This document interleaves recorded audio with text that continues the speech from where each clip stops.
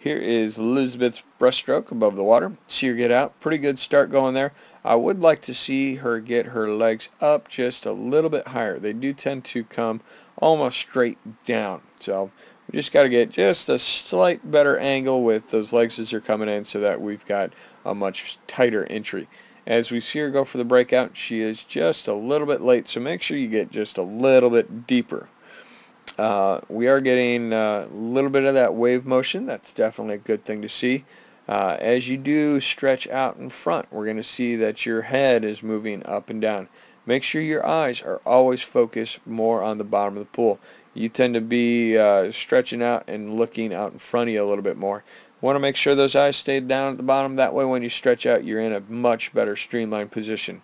As we go through the turn, you're leading with your head, and that's pulling you towards the side and making you a lot longer as you're going up through that turn. You've got more of your body resisting against the water, so make sure as you touch the wall at this point in time, instead of turning that head, you can see it turning to the left at that point in time, just keep it where it is, focus on the bottom of the pool, focus on the wall a little bit, drive those knees right up underneath you, and then as you're coming off the wall, and your shoulders are almost going straight flat backwards. You're going to put more pressure on that left shoulder because that's the arm you're pulling off the wall first. That's going to allow you the ability to move in the least amount of space and get off that wall much quicker. See you going through. Pull out looked pretty good with timing and everything. We're going to have an ability to really see what kind of a timing we need to get with the kick. One thing I want to make sure is that you're not getting those knees spread too far apart. That way we're going to be able to get a much stronger kick out of you, and I believe the underwater angle is going to give you a much better shot and much better look at it. As we see you going in for the finish there, really good timing. I always like to say that you make sure you set your timing up for that finish like you did here. Make sure that's set up outside the flags. That way you can adjust a couple of strokes to be either a little bit longer or a little bit shorter so that you've got your full explosive power shooting into the wall. That way hopefully you won't be touched out by anybody or you're able to touch them out at the end of a race. Nice job. Here is Elizabeth's brushstrokes. Here coming in pretty good depth. Waiting. Maybe be able to wait just a little bit longer, and as she goes into this spot, her eyes start to look up.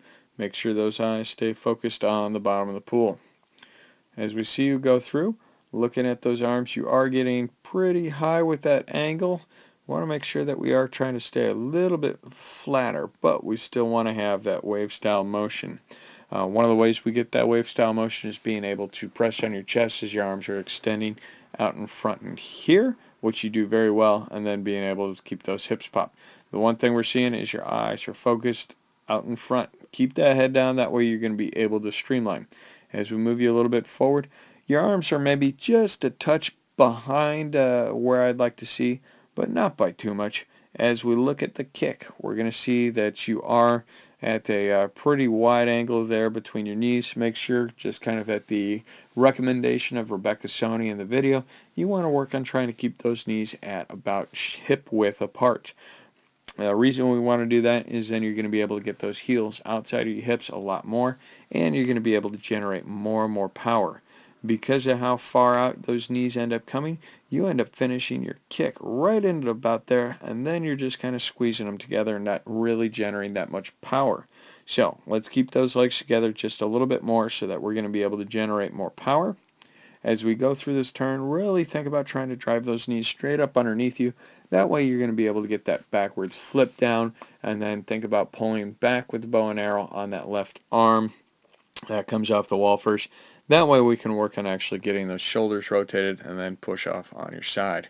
Pretty good timing there with your underwater pull out and kick. Looking up again for the surface. So make sure you just work on trying to feel out the surface a little bit more.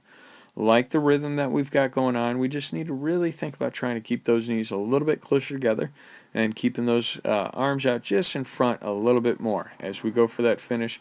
A little long, so we want to make sure as you're getting out here by the flags, you're adjusting those strokes out there, whether you're taking a little long stroke or a little bit shorter stroke on one or two strokes. That way that last stroke is at full power and not having to glide or not taking that little short stroke.